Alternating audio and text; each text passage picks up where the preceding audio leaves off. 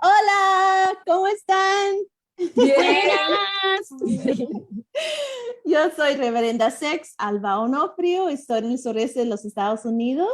Hola, yo soy Mónica, estoy en la Ciudad de México y con nosotros tenemos a dos poderosas invitadas. Buenas, soy Eli y yo soy Maritza.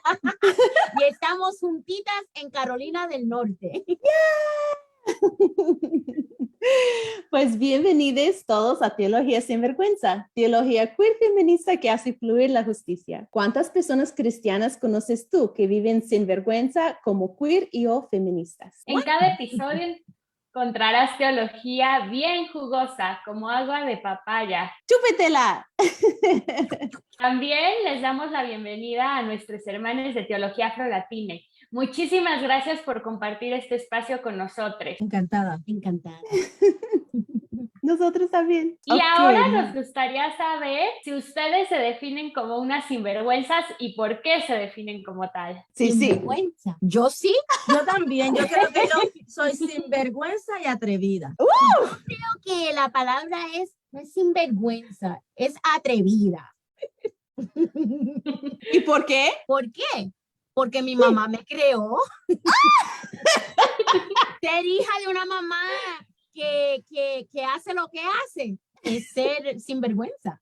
Fíjate, para mí es también, no solamente sinvergüenza, pero atrevida, a tomar riesgos en términos espirituales, a tomar riesgos en términos teológicos, porque es la única manera en que podemos entender a todo el mundo.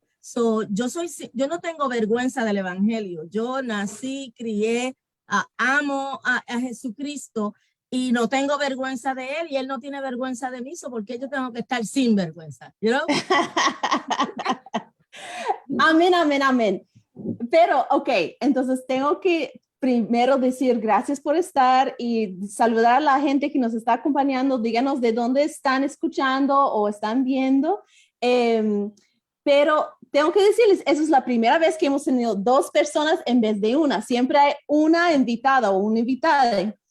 Pero en esta ocasión me dijeron como, no, pero ellas son un dúo. Son como que van en conjunto uno con la otra y todo bien lindo y todo. Pero Eli, yo te conozco como teóloga, pastora queer. Entonces, para mí, tener un episodio en que tenemos mamá y hija siendo teóloga queer, siendo pastora queer y al lado de tu mamá, para mí particularmente es sanadora solo verles, solo entenderles. Entonces, eso de ser atrevida, de ser sinvergüenza, de no tener vergüenza de tu fe, de Jesucristo, muchas ocasiones significa que uno sí tiene vergüenza de su hija queer o rechaza al hermano gay, lo que sea, como eso que amor a Jesucristo y también aceptar y amar y adorar y ser co-pastora con tu hija queer, para mí es como,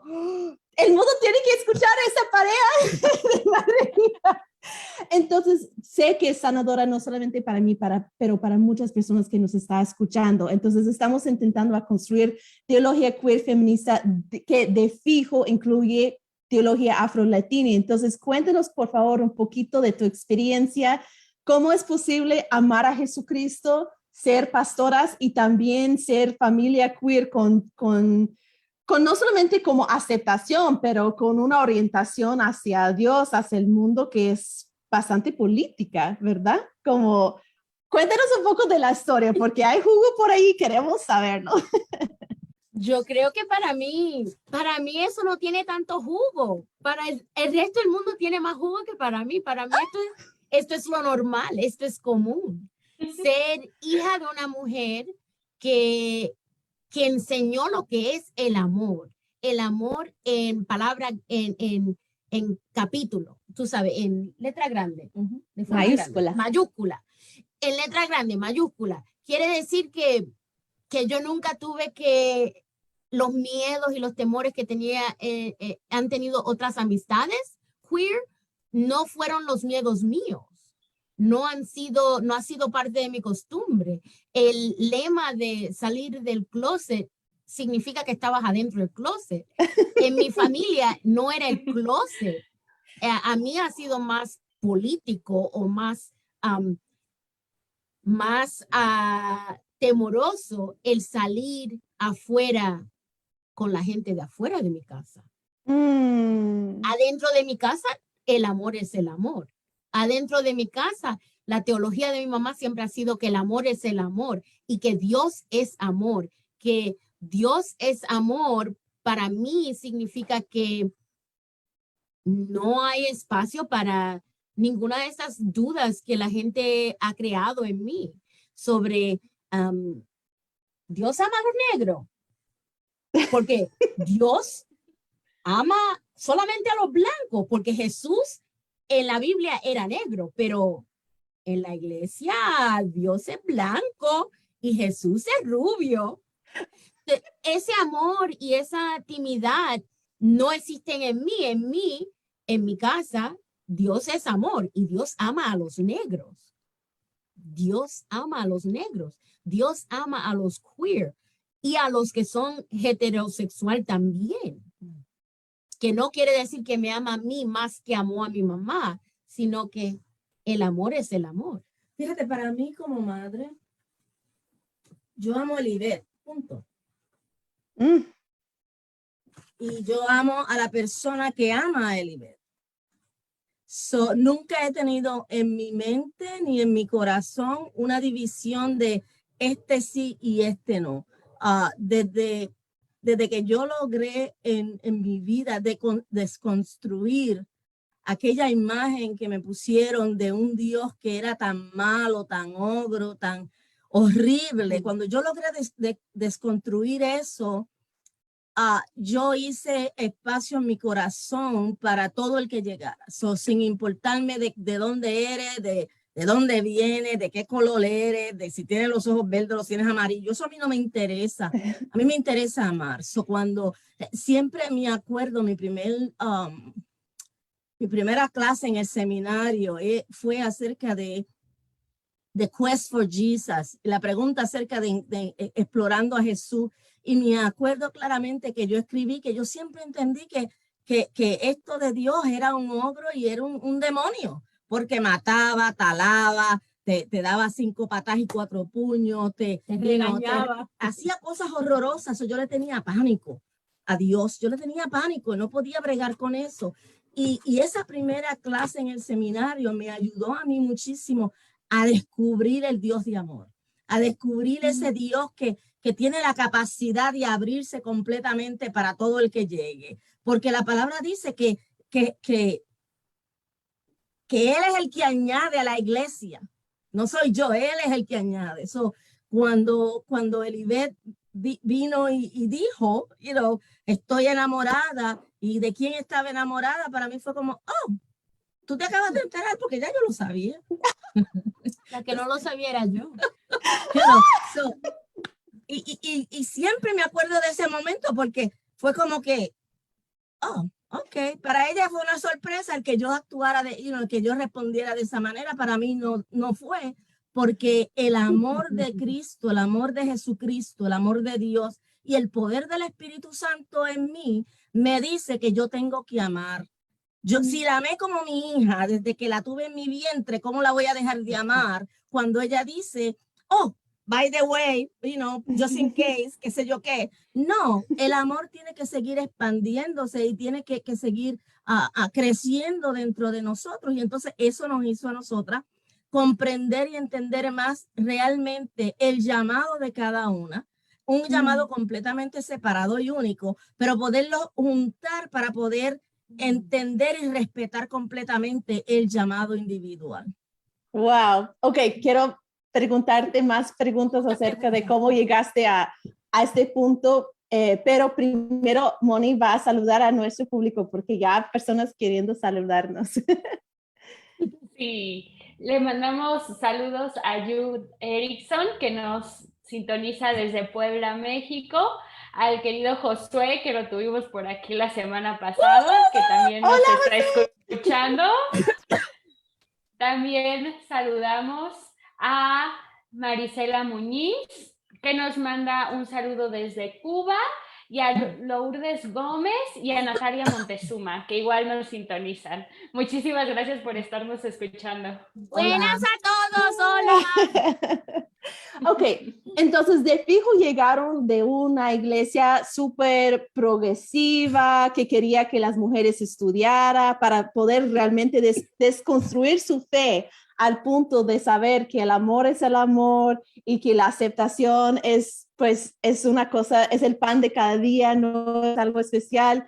Me gustaría saber, porque creo que muchos y muchas de las que estamos escuchando queremos vivir en el mundo de ustedes, en que es totalmente normal y nada ajeno de enamorarse de alguien sin importar su género. Entonces, cuéntame de ese maravilloso iglesia, mundo en que se formaron así, porque queremos juntar. No, esta es mía.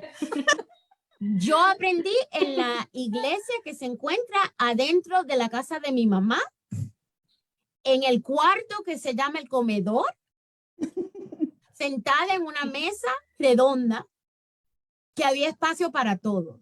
En la iglesia de mi mamá aprendí muchas cosas sobre el amor. En la iglesia llamada Amor de Madre. En la iglesia llamada Edificio. Eso no fue lo que yo aprendí. En esa iglesia yo aprendí a preguntarme si como mujer yo podía tener un llamado. Como persona que nació en lo femenino, si yo podía tener un llamado de Dios. Si yo podía tener título adentro de la iglesia. A mí en la iglesia de mi juventud me enseñaron que como persona que se reconoce como mujer, que así es como yo me identifico, que yo tenía espacio dentro de la iglesia para ser la que enseña el estudio bíblico de los niños, los domingos por la mañanita, tempranito y bien juicy, ¿verdad? Yo puedo ser eso, yo puedo asumir el rol de cantante, pero Dios no me llamó a cantar. Yo canto muy feo, ese no fue el llamado de Dios para mí. Entonces, en ese edificio yo no aprendí lo que aprendí en la mesa de mi mamá. Yo lo que aprendí fue cuáles eran las opciones para mí si el llamado era de Dios. Y como yo no sentí el llamado que ellos me contaban, entonces esa fue otra conversación. Ahí fue que me mandaron a que me sentara con mi mamá. Yo vengo de mi original iglesia, de una iglesia pentecostal, donde yo aprendí, y le doy gracias a Dios que aprendí las cosas que aprendí acerca de la palabra, acerca de quién Dios es, pero comencé a hacerme preguntas acerca de por qué todos los predicadores, los invitados y los pastores y todo el mundo eran blancos y no había cabida para una persona negra. Y me empecé a hacer esas preguntas porque a la edad de 10 años Dios me hizo el llamado al ministerio. Y entonces siempre me acuerdo que el pastor decía, bueno, y él lo oía, la gente venía y decía, no, en profecía esto y lo otro, le decía a él. Y él decía, bueno, y me empecé a dar cuenta que era porque yo era negra.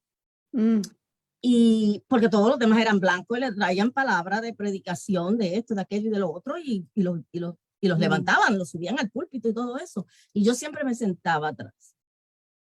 Yo creo que yo comencé a retar las enseñanzas cuando yo empecé a abrir mis ojos a la realidad de que el color de mi piel y la textura de mi pelo, de mi cabello, eran completamente diferentes a todas aquellas personas que ya les habían hablado y le habían dicho, sí, puedes irte. Entonces decido ir a la universidad. Y ahí empezó el calvario mío, porque la universidad no era, en el tiempo que yo me crié, no era para una persona que profesaba ser cristiano, porque las enseñanzas iban a ser demónicas. Cuando mundial. Cuando yo fui donde mi papá y le dije, mira, esto es lo que la iglesia está enseñando y yo creo que esto está erróneo, que yo no debo de ir a la universidad, que esto, que aquello, que lo otro. Oh, mi papá se prendió. Ese negro se prendió en fuego. Aquí el que paga la universidad soy yo. Yo soy el padre tuyo y tú vas a ir a la universidad, te guste o no te guste, aunque te tenga que llevar por los oídos, cogido de los oídos. Yo empecé a ir a la universidad literalmente. Mi papá me llevaba todas las mañanitas a la universidad para que yo no llegara tarde a la universidad. Yo no sabía. Amén. Y cuando yo empecé a retar, porque claro, uno empieza a leer y uno empieza a cuestionarse, uno empieza a tratar de explorar cosas diferentes.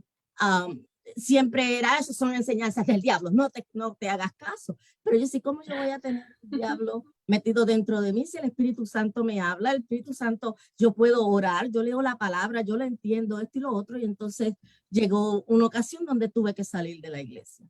Sí, he seguido siendo pentecostal.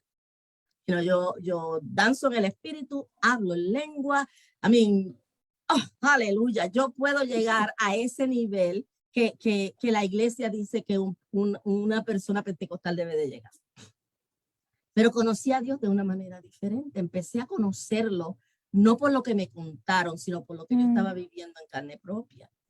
Y entonces empecé a ver, por ejemplo, que tenía amistades que se fueron de la iglesia porque eran gay o estaban usando drogas y todas estas cosas. Y yo comencé a gemir delante de la presencia del Señor. Enséñame a amar como tú amas. Que yo pueda amar como tú amas para que yo pueda recibir a esta gente que están en necesidad. Y empecé a ver cambios en mi vida donde yo abría las puertas a todo el que llegara. Era el tiempo bien temprano de la epidemia del SIDA, donde yo iba a los hogares a llevar, enseñanzas y todas estas otras cosas porque ya era trabajadora social y tenía licencia de trabajo social en los Estados Unidos y comencé a amar de una manera profunda. Comencé a amar de una manera que yo me puedo sentar en la cuneta con la gente. Yo me puedo sentar en el medio del meollo del mundo y no me siento que soy más grande porque Cristo está conmigo, ni me siento que soy más pequeña porque Cristo está conmigo. Yo empecé a no tener vergüenza de ir a los sitios vestida clerical, con mi collar clerical y mi Biblia en la mano, a decirle a los hermanos y a las hermanas, porque yo los consideraba mis hermanos y mis hermanas, tienes que usar un condón porque si no te vas a contagiar, te vas a infectar con esta enfermedad. Y les enseñaba a usar cómo se usan los condones con dildo. Con tu collar y dildo y todo. Y sin vergüenza. Bueno, y eso es en los ¡Aleluya! Usábamos los guineos y los plátanos. Y cómo yo aprendí lo que es sexo. Mi mamá me dio un guineo y me dio un condón. Y me dijo, aprende a usar, son importantes. Si eres una persona que vas a necesitarlo, yo es responsable. Que eso fue parte de mi crecer con Dios. Eso fue parte de meterme donde estaba el dolor del ser humano sin tener temor a lo que pudiera pasar. Me acuerdo que después de 1 año o 2 de estar trabajando de esa manera, fui a Puerto Rico y lamentablemente mi propio padre me dijo que yo no podía volver más a su casa porque yo me iba a contaminar con SIDA o me iba a volver una lesbiana por estar trabajando con esta gente gay. Después tuvimos una reconciliación y esas son cosas que se dicen sin pensar y gente con ignorancia. Pero me di cuenta en ese momento que el sacrificio, que Dios se agrada más de mi obediencia que de mi sacrificio. Y Él me mandó a amar, aunque a mí no me amara. Él me mandó a traer salud sin yo tener salud, sin importarme si yo tenía o no tenía salud. Por muchos años experimenté todas estas cosas y todos angustias y todos estos dolores, simplemente orando a los pies del Señor, agarrada de su manto en mi cuarto y a veces en el baño mientras me estaba bañando para que no me oyeran que yo estaba llorando. Eso me enseñó a mí a amar sin mirar a quién yo amo. A mí no me interesa porque yo sé, porque lo he vivido en carne propia, que el único que puede perdonar algún pecado, si es que hay pecado, está allá arriba, no está aquí en la tierra. Soy yo, vuelvo y digo, sin vergüenza y atrevidísima. Gloria a Dios. Pues eso para mí es algo muy importante porque hablamos en nuestra conversación previa que como realmente me tiene todavía en el cuerpo, lo puedo sentir tan fuerte que ustedes hablan de Dios. Yo también me siento Dios como una persona tan real como tú y yo que estamos hablando. Yo también hablo a Dios así, incluso cuando estoy enojada, incluso cuando estoy que no entiendo y quiero entender y como a veces Dios como estoy tan enojada y Dios es como, ¿y qué? Como así, como realmente es conversación y ustedes hablan de este Dios como si fuera alguien cualquiera como parte de este mundo como tan real, ¿me explico? Y parte de lo que escucho de este es que para mí es un testimonio bastante importante, es la imagen de Dios que yo escucho cuando ustedes hablan, no es una deidad frágil, no es débil, no tenemos que protegerle, no es un hombre con un pene así chiquito que tiene su masculinidad tan frágil que tenemos que protegerle de sí mismo como... Bendito. Y a veces es lo que encuentro en muchas iglesias, es que se siente que tiene que proteger a Dios, como tenemos que protegerlo porque pobrecito no puede tocar ningún sufrimiento, no puede tocar nada. Entonces, me gustaría escuchar de ustedes, ¿cuál es esta imagen de Dios que está cerca y no está tan lejos, que exige que amamos, como... ¿De dónde llegaron este Dios? Porque el Dios blanco, rubio, es muy frágil y débil y tenemos que protegerle de cosas como el sexo y la sexualidad. ¿Cómo llegaron a conocer esta versión de la deidad? De la Yo estoy divinidad? pensando ahora mismo en un salmo. El salmo, es el salmo 13, que hay gente que dicen que ese salmo es el salmo en donde David está angustiado porque su hija, no, él no está angustiado porque su hija fue raped Violada. por su hermano. Él está angustiado supuestamente porque su hijo mató a su otro hijo. Él está sufriendo como padre que perdió a su hijo. Y él está sufriendo como padre que también está sufriendo porque uno de sus hijos mató al otro. Pero él está sufriendo porque su hija acaba de pasar por esta etapa tan difícil en su vida. Pero en el texto, lo que yo encuentro interesante, y no es el 13, no me acuerdo el número, es la idea de que él está detrás de Dios gritándole a Dios. Pero me estás escuchando, pero tú no me oyes, porque esto me pasó. ¿Cómo va a ser que yo estoy sufriendo de esta manera? Yo he creído en ti, yo estoy detrás de ti, yo te doy todo por ti, yo hago todo lo posible por ser lo que tú me has mandado a hacer. Y esto me está pasando. Dios, ¿cómo es posible que esto me está pasando? Así es como yo oro, porque en la Biblia dice que David era una persona que, aunque le gustaba el sexo, y yo soy de la opinión que lo tenía con los hombres, lo tenía con las mujeres, él no tenía preferencia, él le gustaba lo que le gustaba. Ahora, David era una persona que en la Biblia dice que él seguía a Dios en una manera especial. Yo quiero ser así como David, especial, siguiendo a Dios, especialmente que cuando yo esté enojada, yo puedo hablar con Dios de la misma manera que cuando le estoy dando gracias por las cosas buenas, estoy hablando en una manera íntima. Mi relación con Dios es basado en la idea de que Él es real, Dios es real. Dios es Dios y no importa si yo le digo que Dios es hombre o mujer, femenino, masculino o si no tiene ningún sexo. Eso no tiene nada que ver. Es simplemente mi relación con esta otra persona. Fíjate, y yo estaba, mientras escuchaba la idea, yo estaba pensando en un texto bíblico que habla que Dios le dice al ser humano, yo entiendo que es el ser humano que Dios le está hablando y le dice, ven, siéntate conmigo, dialoguemos, discutamos, vamos a tener un argument acerca de esto. So, cuando yo hablo con Dios, yo hablo desde el stance de ese texto bíblico donde Dios y yo vamos a hablar de tú a tú. Íntimamente, yo le hablo mejor que si fuera mi papá. Porque a mi papá yo nunca me atrevía a decirle las cosas que yo le digo a Dios. Yo le digo a Dios tantas cosas de mi intimidad, tantas cosas de lo que yo veo, de lo que me duele, de lo que yo pienso que no es justo.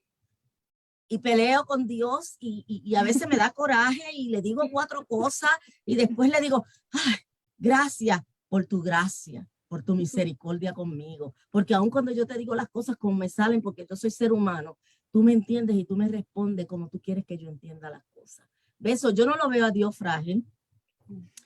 Yo soy psicoterapista, como terapista, a veces los pacientes vienen, se murió alguien y tienen coraje y qué sé yo ni qué, y yo sé que Dios no me oye porque yo ahora tengo coraje, y yo, muchacha, ahora es que Dios te está oyendo más, porque te estoy oyendo desde el punto de vista que tú tienes coraje, que estás angustiada, y Él te está oyendo, o ella te está oyendo, y va a recibirte, y lo va, y no, es como, ¿cómo es que dicen? Que sube como incienso puro nuestras palabras al cielo. Eso es lo que yo veo con Dios. Yo me puedo sentar, yo no lo veo frágil, yo lo veo tan fuerte que puede conmigo y con todo el ser humano que se meta conmigo. Así de grande es el Dios que yo le sirvo. Ese Dios que yo voy, ay bendito. Mira, me acuerdo una vez que alguien me dijo, vino dentro de la iglesia y trajo una profecía de que le dijo a mi pastor, esa hermana se sale de las casillas del Señor, Él tiene que estar detrás de ella, que si esto, que si lo otro. Mira, a mí me dio un coraje y yo le dije al pastor del frente de la persona que era un visitante, entonces ese Dios no sirve para nada, yo tanto que oro y tanto que ayuno y Él me deja y me suelta la mano, yo me voy para casa, agarré a mi muchacho y me fui para mi casa. Cuando llego a mi casa, el pastor de la iglesia que entendía mi angustia y mi dolor, llegó a mi casa y me dijo, Dios te quiere de la manera que tú eres. Sigue peleando con Dios, sigue diciéndole lo que tú le digas, Él no te suelta. Eso no es lo que dice la palabra. Aprende a discernir el espíritu de quien te habla. Discernir. Discernir el espíritu de quien te habla. Y no es discernir desde el punto de vista de lo que yo creo que es cierto, sino discernir en el espíritu, para que el Espíritu Santo entonces te haga ver quién es y quién no es.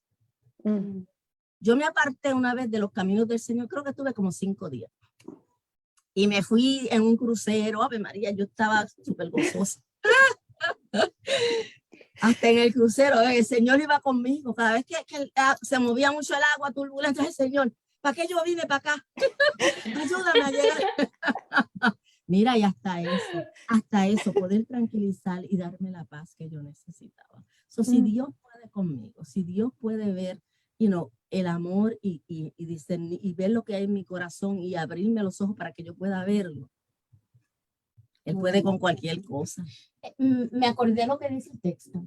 Lo encontré en la Biblia, lo busqué en mi Biblia.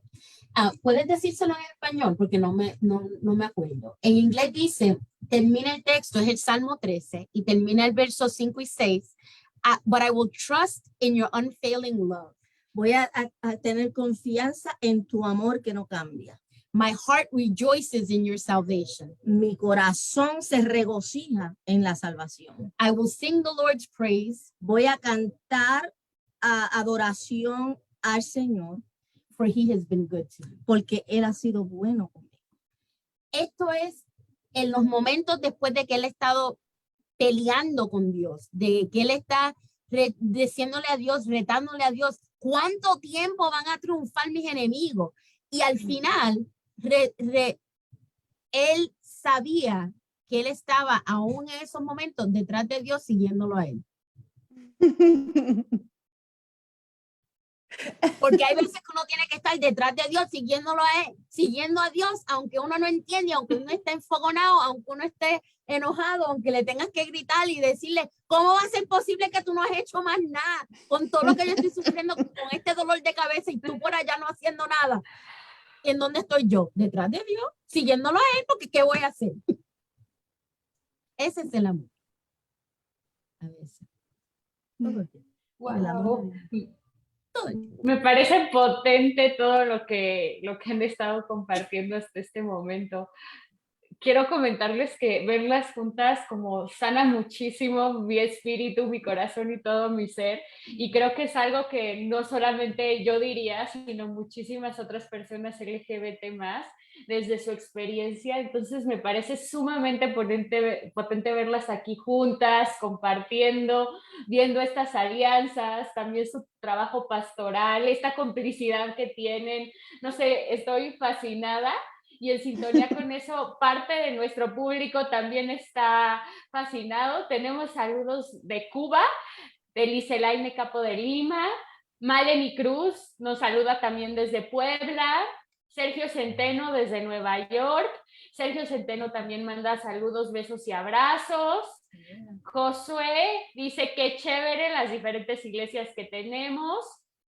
Sara González López desde Puerto Rico dice que es un excelente testimonio el que nos comparten. Josué otra vez dice que qué verdad, con Dios somos más honestos que con nuestros padres.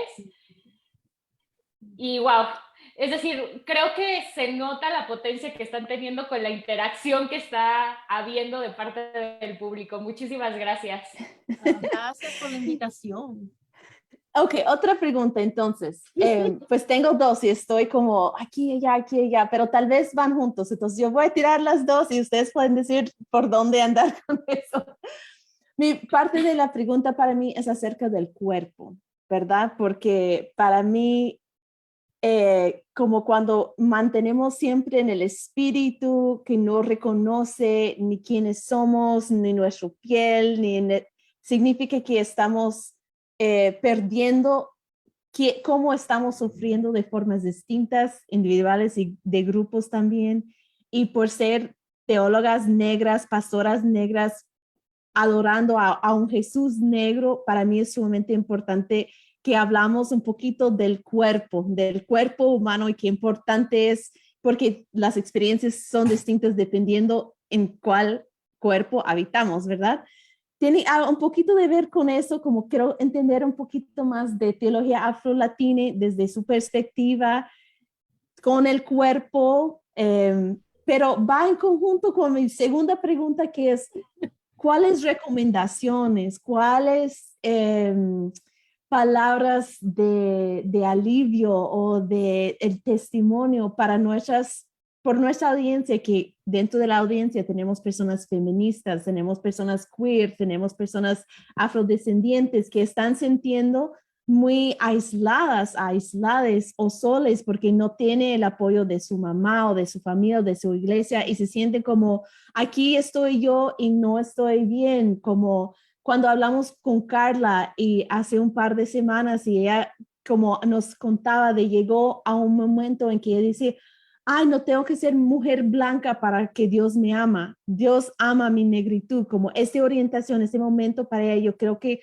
para muchas personas que nos están viendo, escuchando, tiene un momento en que están intentando encontrarse con esta divinidad que no está exigiendo nuestra heterosexualidad o nuestra de ser blancos o ricos o lo que sea para sentir que realmente esa intimidad con la divinidad está ahí para nosotros también. Entonces, me gustaría saber qué tiene que ver con la teología, con el cuerpo, cómo mezclan estos elementos.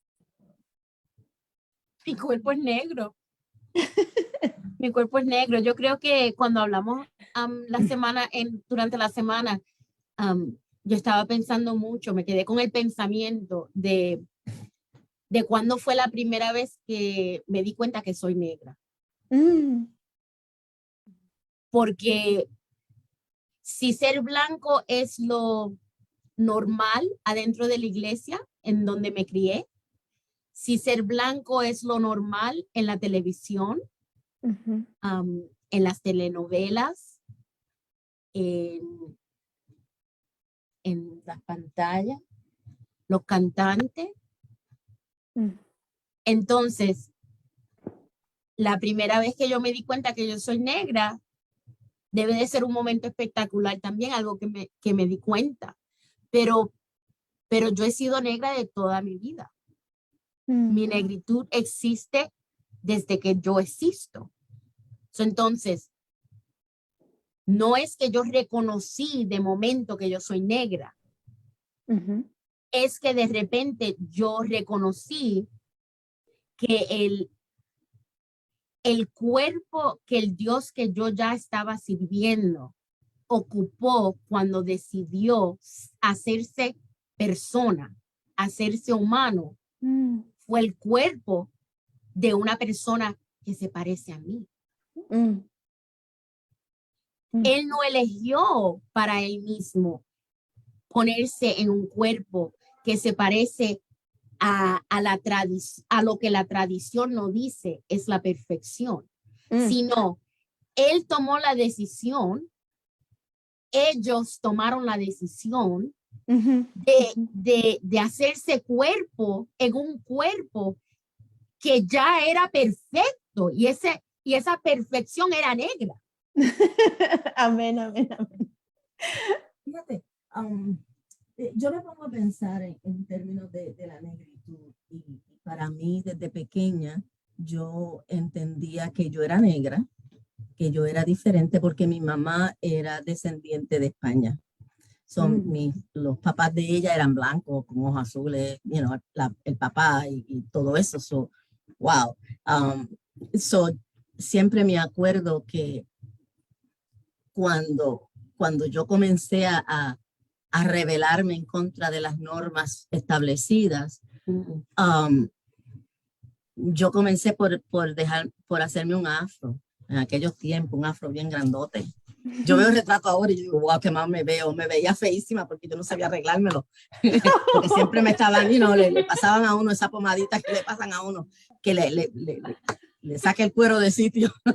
y comencé a hacer eso y a vestirme completamente diferente. Comencé a aprender a bailar bomba. Mm. Y yo siempre he sido cocola. En Puerto Rico los cocolos son salseros. Siempre la salsa me gusta. Yo siempre he sido cocola. Y ver a Celia Cruz cantando Wow. y haciendo como que bailaba. Yo, la negra, olvídate. Se me paran los pelos porque todas esas cosas me empezaron a enseñar que sí, que la negra tiene tumbado. ¿Ves? Y entonces comencé a escuchar a Juan Boria, a declamar poemas negroides. Y se vinieron a ser parte de quien yo soy. Mi historia comenzó a transformarse con esta, sentirme orgullosa de quien yo soy. Recuerdo en los años 80, yo fui a Cuba a visitar. ¿Y a dónde fui? Pero donde la gente estaba bailando lo que yo sabía, donde yo me podía meterme dentro del grupo a pretender que bailaba, porque esas mujeres en Cuba bailan que olvídate, chacho, no hay para nadie.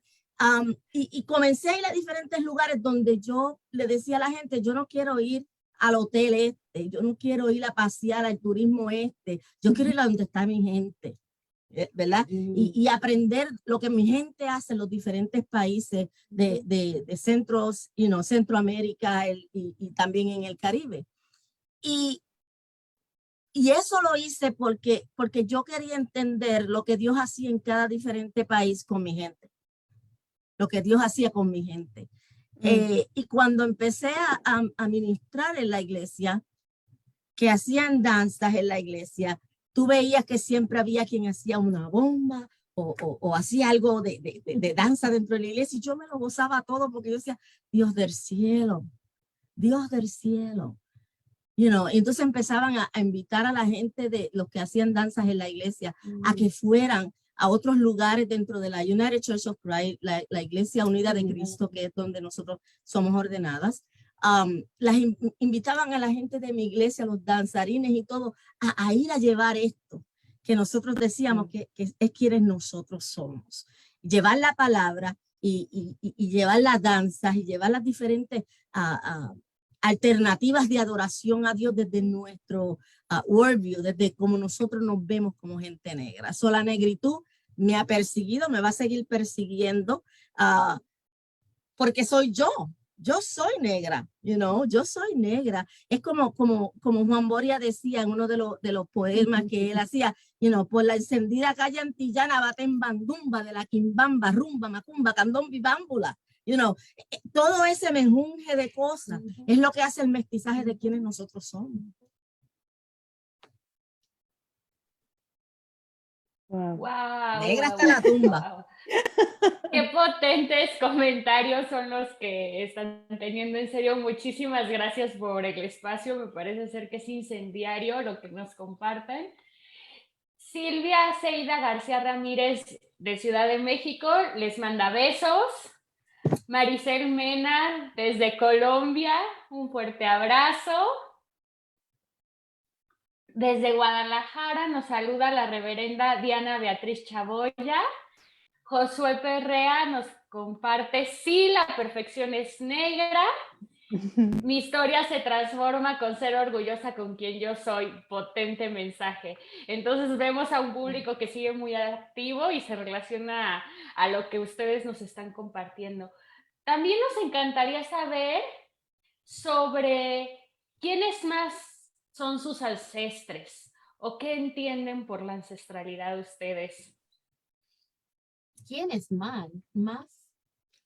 Ya han hablado de Celia Cruz, ya han hablado de un montón de su papá, como yo he escuchado, yo escucho muy claramente que tienen la nube de los testigos. Los ancestros. Están por ahí, pero nos gustaría como darles espacio más si alguien más o alguien personaje, escritor, familia, etcétera, como porque es claro que ustedes como están caminando sobre los hombros de mucha gente, como Maritza dijiste, como donde Dios está haciendo como gente en todos los países, como es un movimiento de personas en que estamos conectadas, entonces nos gustaría... Fíjate, yo te puedo decir, yo escuché la historia, yo no sé si la historia es real, pero la historia en mi familia es que mi tatarabuelo, como 5 o 6 generaciones, como 3 o 4 generaciones atrás, era un negro esclavo que vino de Cuba. Cuando yo fui a Cuba, yo fui a ver dónde era que la familia Angulo en Cuba vivía, porque acuérdate que al esclavo se le daba el apellido del amo. De ahí para acá, toda la gente que he visto, mira, mi abuela doña Celsa y don Pedro, ese hombre era un hombre tremendo, grandísimo, que parecía como una palma. Claro, yo lo veía porque estaba chiquitita. Para mí que era una palma ese hombro, un hombre bien grandote, y mi abuelita chiquitita. Y yo decía, wow, y nos crió, nosotros vivíamos en una finca que tenía como 36 cuerdas y toda la familia vivía ahí y mi abuela nos cuidaba a todos. Yo siempre me acuerdo que éramos como 36 nietos que íbamos a la escuela juntos por la mañana y veníamos a las 12 a comer a la casa de abuela porque mamá decía que había que comer en su casa y mamá repartía fuerte al que no se portaba bien, pero también nos corregía y nos decía las cosas que estaban bien y las cosas que estaban mal. Me enseñó a prender un fogón, me enseñó a sacarle leche a la vaca. You know how to do that? Yeah. A sacarle leche a la vaca. Me enseñó a respetar a todo el mundo. Por eso yo puedo ir a diferentes lugares y ver, por ejemplo, a mí me encanta bailar. A mí es que me fascina el baile. Y yo vi una vez a Juan Vives. No Juan Vives, Carlos Vives, bailando en su tradición descalzo. Yo dije, chacho, de ahora para adelante yo voy a bailar descalza.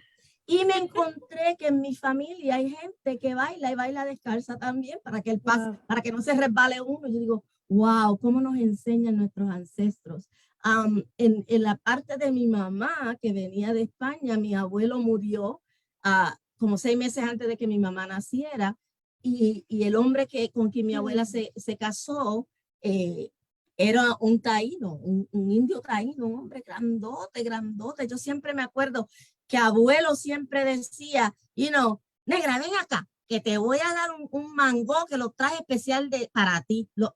Especial para él era que él levantaba la mano y lo sacaba así del palo y lo guardaba en la repisa de la ventana, en la parte de arriba. En las casas de antes tenían como una madera que sobresalía y él las ponía ahí. Y él sabía cuál era el mío y cuál era el de la otra persona. Y siempre decía, yo lo guardé y le pedí a papá Dios que te cuidara esta semana.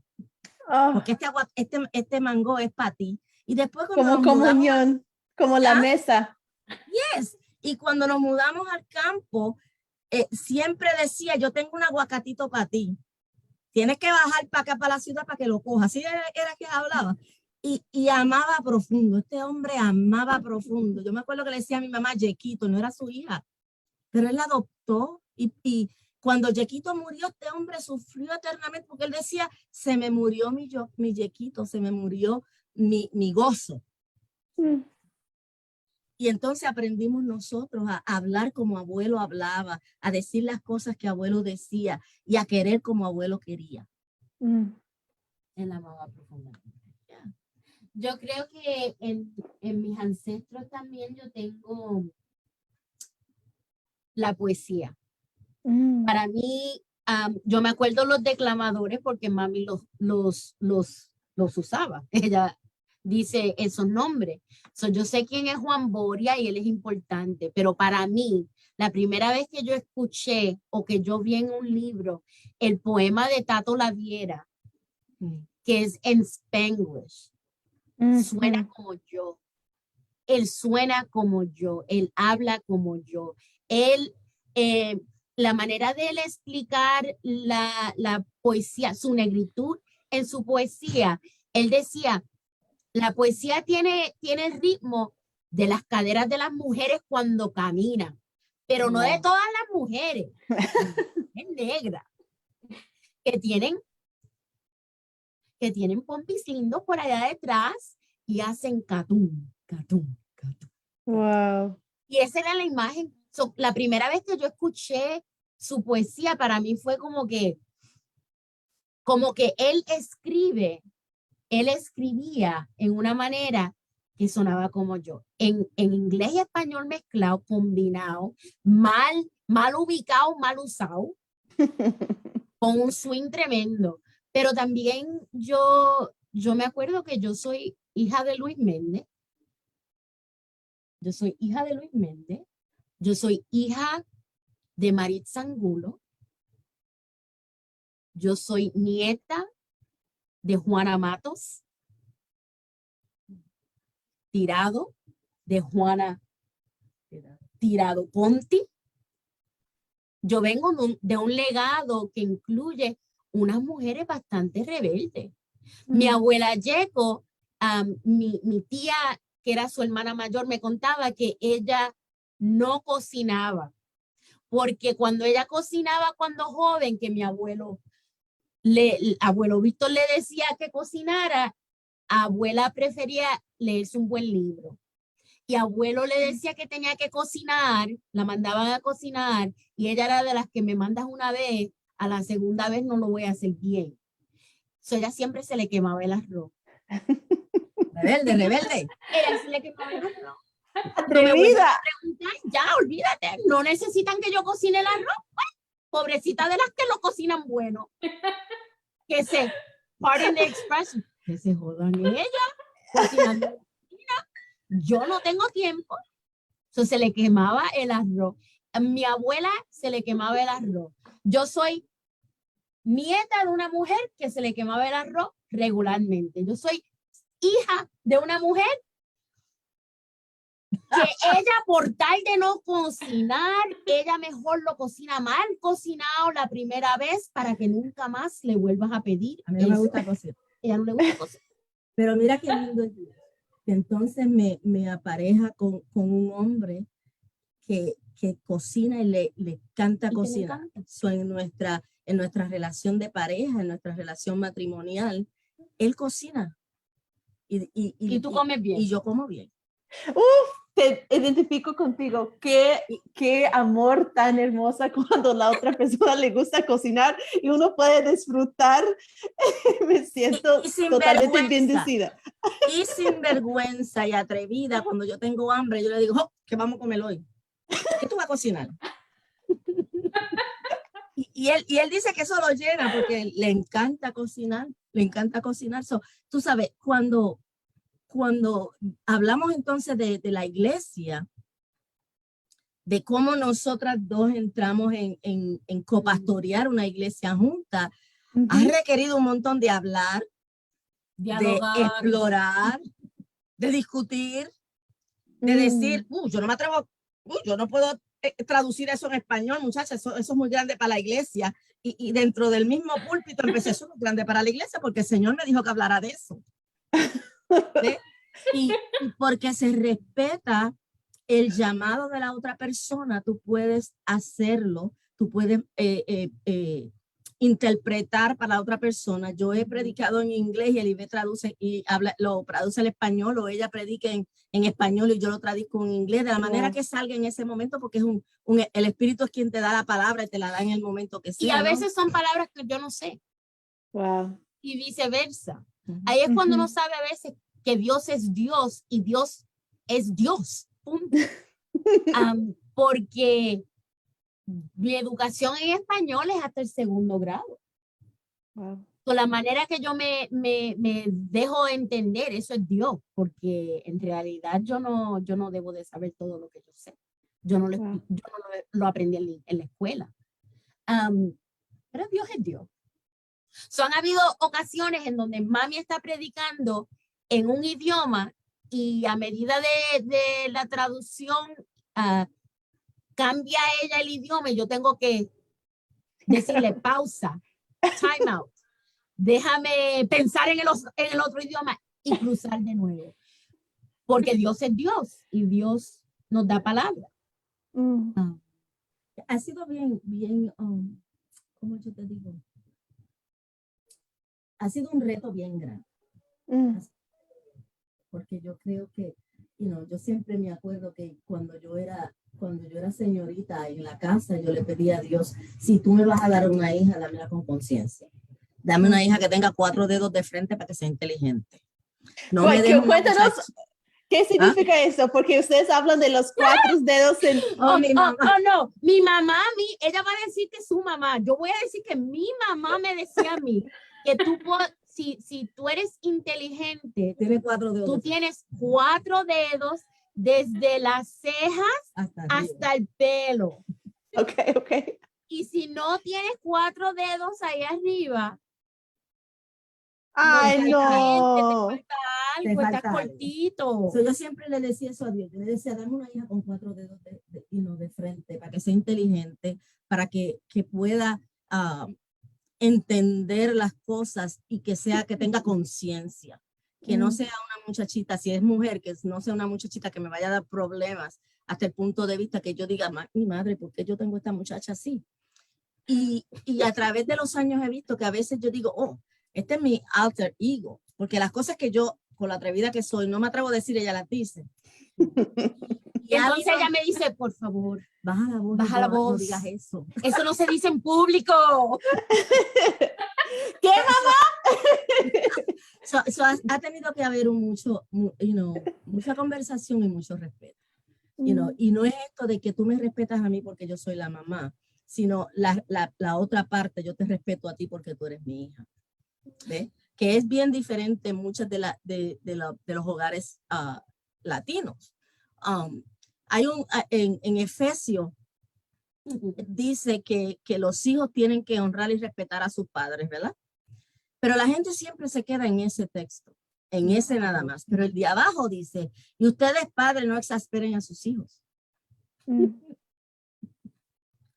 Tiene que haber una reciprocidad en ese entendimiento, en ese amor, en esa conversación, donde yo puedo decir, yo no estoy de acuerdo con lo que tú estás diciendo, vamos a hablar sobre esto hasta que yo entienda, no tampoco que yo te voy a respetar y no, hasta donde yo pueda, no, nosotros lo vamos a hablar hasta que lo entendamos. Y ahí está la idea de queer theology. Cuéntanos. Porque como madre, no es solamente, hija, entiende lo que yo quiero que tú hagas, sea como sea, no seas como, tienes que ser como yo quiero que tú seas. Pero la próxima parte de ese texto, entonces, cuando uno se pone a pensarlo, dice, explícame a ti cómo tú eres para yo poder saber quién tú eres. Wow. Enséñame a ti quién tú eres para yo en realidad conocerte. Yo creo que muchos padres se quedan en la primera parte y no llegan a la segunda. Yo tengo el placer de poder decir, mi mamá llega a la segunda. Y cuando yo me canso de hablar, no, mejor dicho, cuando ella se cansa de escuchar, me dice, deja de hablar, dame un break. Y empezamos de nuevo mañana. Porque hasta que este tema no se termine de discutir, hasta que yo te entienda, esto no se ha terminado.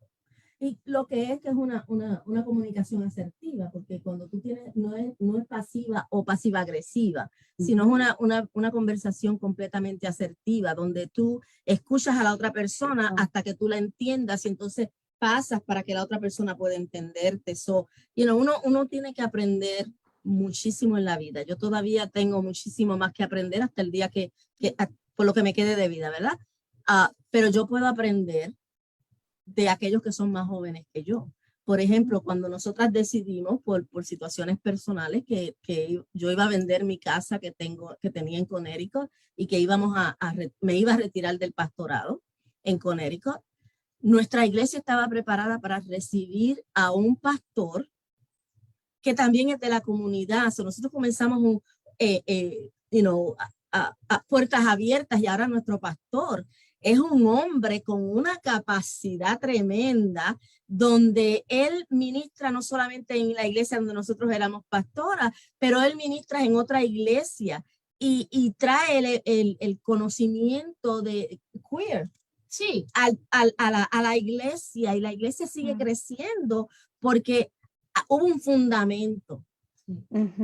Y este hombre como está dentro de la comunidad, yo soy un ally, ¿verdad? Y él está dentro de la comunidad, ha logrado alcanzar a otra gente que de otra manera no hubiesen podido venir a los pies del Salvador. Y a la vez, la iglesia a un tiempo pensó que como yo había sido copastora, que yo me iba a quedar. Ajá. Y esa es otra parte de la conversación. No todo el mundo está llamado para copastorear juntos. Total. El amor que yo tengo a la persona que está ahora, el liderazgo de esa iglesia, es total. Yo lo amo, yo tengo fe y confianza en todo lo que él tiene capacidad para hacer. Dios lo está usando en una manera fenomenal. Pero Dios no me llamó a mí a sentarme con él y ser copastora con él. Me llamó por el tiempo necesario a esa iglesia a pastorear en conjunto con mi madre. Wow. Por una razón u otra. Yo tengo opiniones de cuáles fueron las razones, no las tengo que entender todas. Pero por ese tiempo fuimos juntas. Y lo lindo de esa predicación de copastorear, que cuando, yo te contaba el otro día que a veces yo predicaba un texto hoy y el domingo que viene, porque tú veías a Elibé sentada allá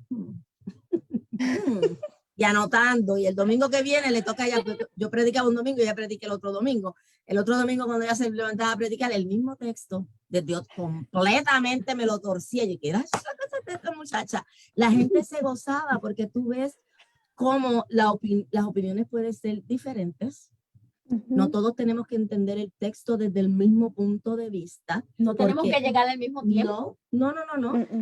Y cómo Dios hacía para que la gente pudiera entender dos completamente opiniones o dos versiones o dos ideas completamente diferentes en que el Espíritu Santo trabaja con el ser humano. Y qué tan grande es Dios, ¿verdad? Como que el texto como tal puede servir para este camino, por ese rumbo, por ese baile, a mí me encanta, yo me siento muy conectada con la frase como busca la palabra de Dios dentro de la Biblia. No que la Biblia es la palabra de Dios, no, uno tiene que buscar dónde está Dios en este texto. Entonces, la última pregunta, no puedo creer que ya hemos pasado la hora, pero voy a tirar esa última pregunta. Y quiero resumir un poquito porque lo que escucho de ustedes ya es que ustedes ya pueden, están tanto en el flujo del espíritu que ya están contestando mis preguntas antes de que podía preguntarles, porque la última pregunta era como, ¿cómo es ser copastoras? Ya me contestaron, entonces ya no ni tengo que decirlo, pero la última pregunta, a través de esta hora ustedes han estado respondiendo ya, pero quiero darles una oportunidad también. ¿Cuál es la imagen de Dios que ustedes tienen? ¿Cómo es Dios? Y yo he escuchado una y otra vez que Dios es amor, que Dios ama la negritud, que decide encarnizarse en un cuerpo negro. Yo he escuchado mucho de tus palabras que ya nos está dando una imagen tan hermoso de una divinidad muy contraria a lo que nos ha contado el mundo, ¿verdad? Lo que nos ha vendido por el beneficio de pocos y el sufrimiento de muchos. Entonces, este amor, pero lo que escucho de ustedes, cosas centrales, es que Dios es amor, que Dios es parte de un baile de la vida, de lo cotidiano, del amor entre familia y incluso como ustedes hablan de tu relación entre ustedes, me parece mucho como es una intimidad con la divinidad, de hablar y escuchar hasta que se entiende, ¿verdad? Como no dejarlo, si no, Dios me dio eso, yo tengo que aguantarlo y chao, no tengo que, pero cada cosa que escucho que ustedes están hablando, yo veo la imagen de la divinidad en ustedes, en su forma de compartir tu experiencia, de encontrarse una con la otra. Es como, ahí yo veo Dios. Entonces quiero agradecerles mucho por traernos esta vista y esta imaginación de cómo puede ser un vínculo con la divinidad y cómo es el mundo. Pero quiero terminar con esa pregunta. ¿Cómo es cuando piensas en tu ser? ¿Cómo es la divinidad? ¿Cómo es Dios? Cuéntanos de la divinidad que ustedes conocen y ven, porque muchos de nosotros nos han puesto muy lejos de este Dios y esta divinidad que ustedes adoran y sirven todos los días. Yo tendría que regresar a la primera vez que lo encontré. Yo encontré a Dios cuando yo tenía como la primera vez que yo sabía lo que sabía que sabía. Yo tenía como 8 años. Estaba en el apartamento en Brooklyn, en Coney Island. Y estaba de noche, era de noche, y yo me acuerdo que todo el mundo estaba durmiendo. Y yo me desperté a orar. Yo era niña. Yo no era de las que yo no soy de las que me despierto a orar. Yo no soy de las que oro arrodillar. De esas no son mis formas de ser. Pero en esta ocasión yo me acuerdo que yo me desperté y tenía que orar. Y yo empecé a orar y yo estaba orando por gente que yo no conocía. Y yo veía el mundo, el globo, así, la imagen del globo. Y yo veía puntitos de luz, rayitos de luz así, que tocaban y alumbraban en diferentes posiciones. Y yo le decía, pero Dios, y esa persona también, y por ese también, y por aquel también. Dios, para mí, se convirtió, Dios mismo era los rayitos. Wow. Los rayitos y los puntitos eran Dios. Era Dios alumbrando el mundo y diciendo, esta persona importa, y esta de acá también, y este de acá que está escondido también, y esta persona, y así es el amor para mí de Dios. Entonces, si no lo conoces, si no has conocido el amor de padre, el amor de madre, el amor de la familia, ten paciencia o sé sinvergüenza y búscalo. Porque si esa no es, si esa persona que te dio a luz no es la persona que tiene la habilidad de enseñarte el amor profundo que es real, busca en donde Dios te está alumbrando, porque hay una persona que Dios le está poniendo la raya encima y está alumbrando que te puede dar ese aliento.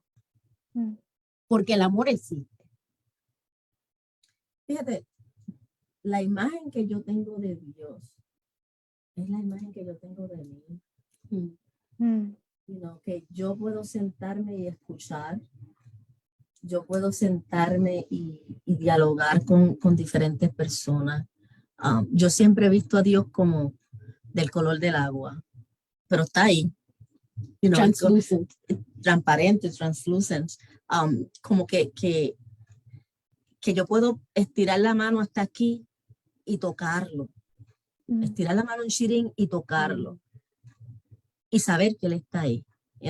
Hay un cántico en inglés que yo creo que es en inglés que dice que uno puede tocar, tocando el manto, del manto del Señor, como la mujer del flujo, ¿verdad? Que vino por detrás y tocó, y solamente con tocar ese manto fue sana.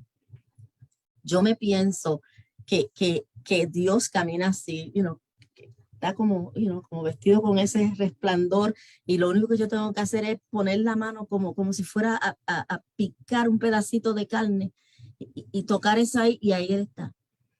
Y cuando no puedo, ponerme las manos en la cabeza y ahí Él está. Es como, Él está. Dios es Dios, aun cuando tú no quieras que sea Dios. Aún cuando estás enojada. Aun cuando estoy enojada, Él es Dios. Cuando estoy triste, Él sigue siendo Dios porque Él está presente. Es lo que dije al principio, Él está metido en el meollo de todo lo que sucede en la vida del ser humano. En todo. No es en las cositas que tú puedes ver, es en todo. Más en las que tú no ves y en las que otra gente no ve.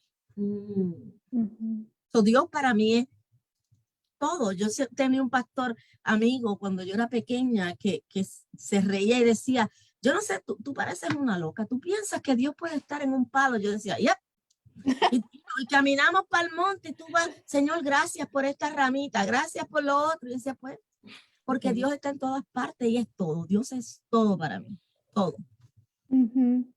Yo hablaba con una compa el otro día que decía que estaba hablando con una amiga y estaba diciendo qué tanto miedo tenía de Dios, qué tanto, como toda esa orientación de este Dios juzgador. Y la compa le respondió, entonces búscate otro Dios, porque si estás en una conexión con una deidad de que el sentido más fuerte es el temor, búscate otro Dios, porque hay más que una teología. Ya eres feminista, no tienes que mantenerte en una teología tan pequeña, tan dependiente de tu obediencia. Entonces, para nuestras sinvergüenzas, para la comunidad, esto es el espacio en que estamos intentando mostrar la diversidad de sinvergüenzas y de la teología queer, que en dentro cabe todos nosotros que atrevemos a hacer lo que Dios nos llama para hacer. Entonces, también podemos compartir, si tu Dios no es un Dios de amor, búscate a otro Dios, porque te juro que existe. Dios está. Amen. El amor existe, hello.